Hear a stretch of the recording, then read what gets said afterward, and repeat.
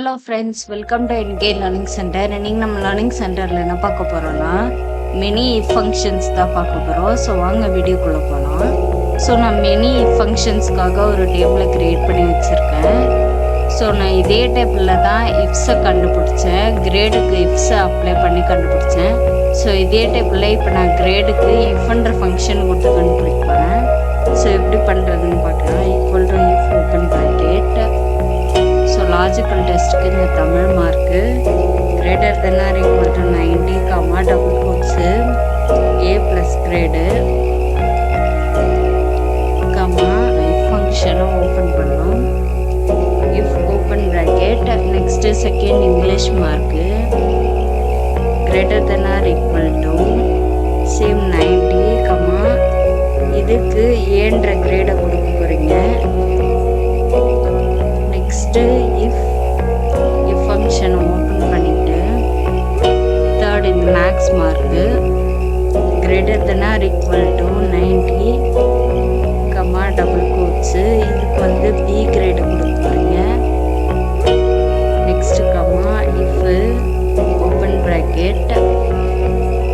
Next fourth இந்த science mark greater than or equal to 90 double quotes இதுக்கு சீன்ற grade கொடுக்க போகிறீங்க.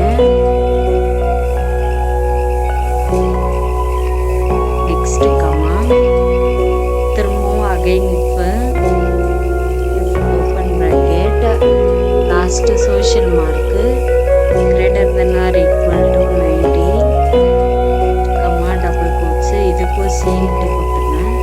நெக்ஸ்ட்டு இதில் நீங்கள் ட்ரூன்ற கண்டிஷன் வேல்யூ இஃப் ட்ரூன்னு இருக்குல்ல, இதுக்கு நீங்கள் ட்ரூ கண்டிஷனுக்கு எதுவுமே கொடுக்கணுன்ட்டு அவசியம் இல்லை.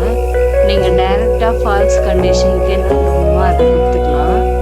ஸோ அதுக்கு நான் இப்போ நோ கிரேடுன்னு கொடுக்க போகிறேன். ஃபால்ஸ் கண்டிஷனுக்கு நோ கிரேடுன்னு கொடுக்க போகிறேன்.